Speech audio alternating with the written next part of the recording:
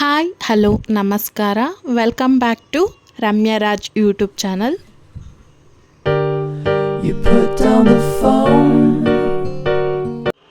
Hi everyone, ಇವತ್ತಿನ ವಿಡಿಯೋದಲ್ಲಿ ನವಣೆಯಿಂದ ಪೊಂಗಲ್ ಮಾಡೋದು ಹೇಗೆ ಅಂತ ಹೇಳ್ಕೊಡ್ತೀನಿ. ಡಯಟ್ ಮಾಡೋರಿಗಂತೂ ದಿ ಬೆಸ್ಟ್ ಫುಡ್ ಅಂತ ಹೇಳ್ಬೋದು. ಓಟ್ಸ್ ಹೇಗೆ ಹೆಲ್ಪ್ ಮಾಡುತ್ತೋ ಹಾಗೆ ನವಣೆ ಕೂಡ ವೆಯ್ಟ್ ಲಾಸ್ಗೆ ತುಂಬ ಹೆಲ್ಪ್ ಮಾಡುತ್ತೆ. ಇದರಲ್ಲಿ ಹೆಚ್ಚಿನ ಕಬ್ಬಿಣಾಂಶ ಮತ್ತು ಪ್ರೋಟೀನ್, ಕ್ಯಾಲ್ಶಿಯಂ ಎಲ್ಲ ರೀತಿಯಾದ ಅಂಶಗಳು ನಮ್ಮ ದೇಹಕ್ಕೆ ಸಿಗ್ತಾ ಹೋಗುತ್ತೆ. ಇದರಿಂದ ವೆಯ್ಟ್ ಲಾಸ್ ಆಗೋದಕ್ಕೆ ತುಂಬ ಹೆಲ್ಪ್ ಆಗುತ್ತೆ. ಹಾಗೆ ಇದರಲ್ಲಿ ಗಂಜಿ ಮತ್ತು ದೋಸೆ, ನವಣೆ ದೋಸೆ ಮಾಡ್ಕೋಬೋದು. ಆಮೇಲೆ ಈ ಜ್ವರ ಬಂದಿದ್ದ ಟೈಮಲ್ಲಿ ತುಂಬ ಏನು ತಿನ್ನೋಕ್ಕಾಗ್ತಾಯಿಲ್ಲ ಅಂತ ಅಂದಾಗ ನವಣೆಯಿಂದ ಗಂಜಿ ಮಾಡಿ ಕುಡಿಯೋದ್ರಿಂದ ಕೂಡ ಅದಕ್ಕೆ ಬೇಕಾದಂಥ ಸ್ಟ್ರೆಂತ್ನ ಕೊಡುತ್ತೆ, ದೇಹಕ್ಕೆ ಶಕ್ತಿ ತುಂಬುತ್ತೆ ದೇಹಕ್ಕೆ. ನವಣೆಯಿಂದ ಬೇಜಾನ್ ಎಲ್ಲ ಥರದ ಐಟಮ್ಗಳನ್ನ ಮಾಡ್ಕೋಬೋದು. ದೋಸೆ ಮಾಡ್ಕೋಬೋದು, ಉಪ್ಪಿಟ್ಟು ಮಾಡ್ಕೋಬೋದು, ಬಿಸಿಬೇಳೆಭಾತ್ ಮಾಡ್ಕೋಬೋದು, ಪೊಂಗಲ್ ಮಾಡ್ಕೋಬೋದು. ತುಂಬ ವೆರೈಟಿ ಮಾಡ್ಕೊಂಡು ನೀವು ತಿನ್ಬೋದು. ಡಯಟ್ ಮಾಡೋರಿಗೆ ದಿ ಬೆಸ್ಟ್ ಫುಡ್ ಅಂತ ಹೇಳ್ಬೋದು ನವಣೆಯದ್ದು. ನವಣೆಯಲ್ಲಿ ನಾನು ಇವತ್ತು ಮಾಡ್ತಾ ಇರೋದು ಪೊಂಗಲ್ಲು.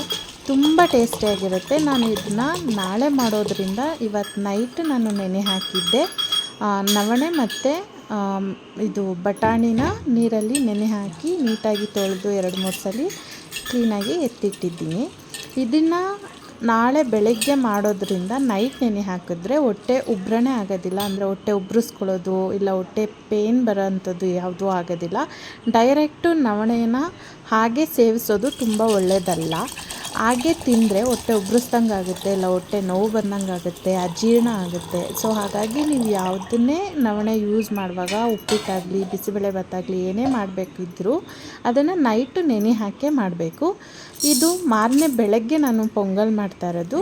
ಸ್ವಲ್ಪ ಹೆಸರು ಬೇಳೆನ ನೀಟಾಗಿ ಕೆಂಪಗಾಗೋ ರೀತಿ ಹುರ್ಕೊಂಡು ಇಟ್ಕೋಬೇಕು.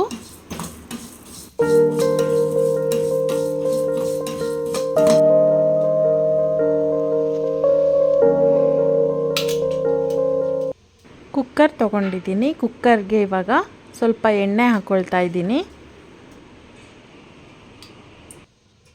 ಖಾರ ಪೊಂಗಲಿಗೆ ಬೇಕಾಗಿರುವಂಥ ಪದಾರ್ಥ ಹುರಿದು ಇಟ್ಕೊಂಡಿರುವಂಥ ಹೆಸರುಬೇಳೆ, ಆಮೇಲೆ ನೆನ್ನೆ ನೈಟೇ ನೆನೆ ಹಾಕಿದ್ದೆ ನವಣೆ ಮತ್ತು ಬಟಾಣಿ, ಸ್ವಲ್ಪ ಜೀರಿಗೆ, ಸ್ವಲ್ಪ ಮೆಣಸಿನ ಪುಡಿ. ಹಾಕೊಳ್ಳೋರು ಉಂಡೆ ಮೆಣಸು ಕೂಡ ಹಾಕೋಬೋದು, ಬಟ್ ನನಗೆ ಬಾಯಿಗೆ ಸಿಗುತ್ತೆ ಅಂತೇಳಿ ಪೌಡ್ರ್ ಯೂಸ್ ಮಾಡ್ತಾಯಿದ್ದೀನಿ.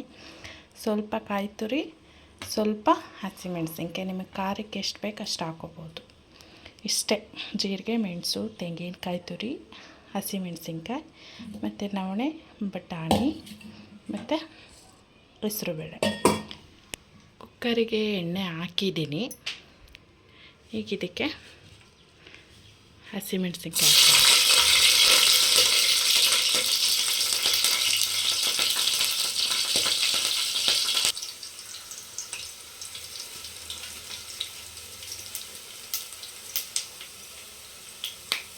ನನಗೆ ಸ್ವಲ್ಪ ಜೀರಿಗೆ ಜಾಸ್ತಿ ಇರಬೇಕು, ಸೊ ಹಾಗಾಗಿ ಜೀರಿಗೆ ಹಾಕ್ಕೊಳ್ತಾ ಇದ್ದೀನಿ.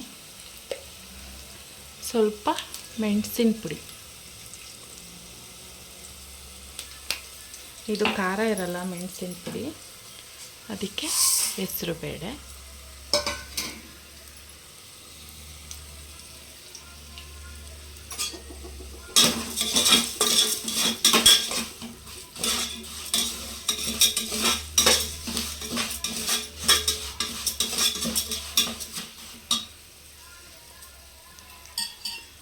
ಆಮೇಲೆ ಕಾಯಿ ತುರಿ,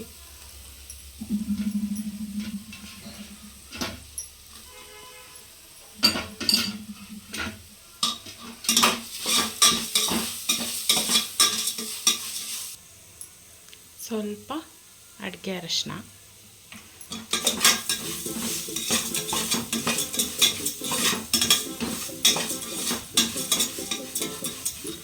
ಇದೆಲ್ಲ ಫ್ರೈ ಆದಮೇಲೆ ಇದನ್ನು ಇಟ್ಕೊಂಡಿರ್ತೀವಲ್ಲ ಬಟಾಣಿ ಮತ್ತು ನವಣೆನ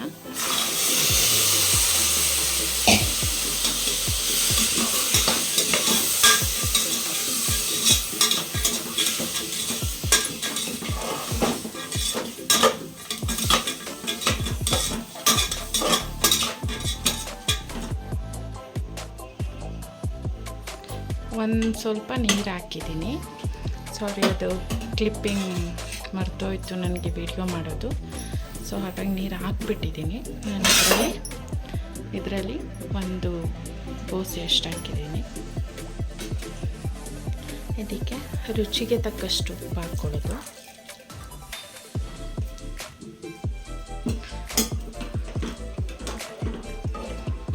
ಸೊ ಇದನ್ನು ಒಂದು 5 ವಿಷಲ್ ತೊಗೊಂಡ್ರೆ ನೀಟಾಗೆಲ್ಲ ಪೊಂಗಲ್ ರೆಡಿಯಾಗಿರುತ್ತೆ. 5 ವಿಷಲ್ ಕೂಗಿಸ್ಕೋಬೇಕು. ಕುಕ್ಕರ್ ಕ್ಲೋಸ್ ಮಾಡಿದ್ದೀನಿ.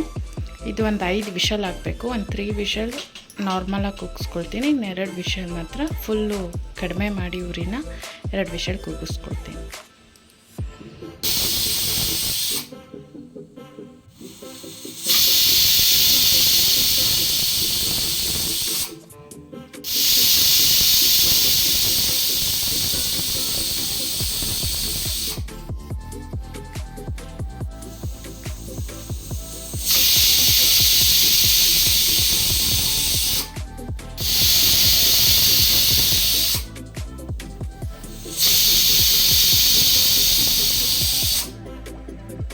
ಐದರಿಂದ 6 ವಿಷಲ್ನ ಕೂಗಿಸ್ಕೊಂಡು ಅದು ಕೂಲ್ ಆದಮೇಲೆ ನಾನು ಓಪನ್ ಮಾಡ್ತಾಯಿದ್ದೀನಿ. ತುಂಬ ನೀಟಾಗಿ ಪೊಂಗಲ್ ಯಾವ ಹದಕ್ಕೆ ಬೇಕಾಗಿತ್ತು ಆ ಹದಕ್ಕೆ ಬಂದಿತ್ತು ಅದು. ಸೊ ತುಂಬ ಟೇಸ್ಟಿಯಾಗಿ ಕೂಡ ಇತ್ತು. ನವಣೆಯಿಂದ ನೀವು ಪೊಂಗಲ್ ಮಾಡಿ ನೋಡಿ, ಒಂದ್ಸಲಿ ಟ್ರೈ ಮಾಡಿ ಈ ಥರ. ನನಗೆ ತುಂಬ ಜೀರಿಗೆ ಇದ್ದರೆ ಇಷ್ಟ ಪೊಂಗಲಲ್ಲಿ. ಆಮೇಲೆ ಬಟಾಣಿ ಅವಾಗವಾಗ ಸಿಗ್ತಾಯಿದ್ರೆ ತುಂಬ ಇಷ್ಟ. ಸೊ ಹಾಗಾಗಿ ನಾನು ಸ್ವಲ್ಪ ಜಾಸ್ತಿ ಹಾಕ್ಕೊಂಡಿದ್ದೀನಿ. ಮೆಣಸಿನ ಪುಡಿನ ನಾನು ಕುಟ್ಟಿ ಹಾಕಿರೋದ್ರಿಂದ ಅದು ಡಾರ್ಕ್ನೆಸ್ ಇದೆ ಅಷ್ಟೇ. ನೀವು ಉಂಡೆ ಮೆಣಸು ಹಾಕಿದ್ರೆ ತುಂಬ ಲೈಟಾಗಿ ಬರುತ್ತೆ. Thanks for watching.